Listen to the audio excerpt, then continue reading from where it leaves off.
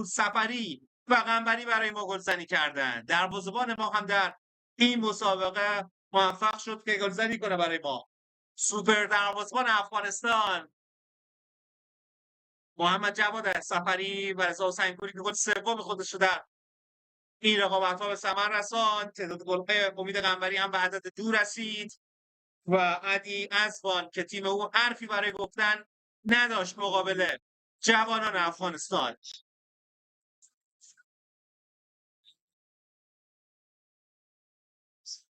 لحظات پایانی مسابقه حتما اگر مصاحبه‌ای باشه تقدیم شما خواهیم کرد. احتمالاً هست.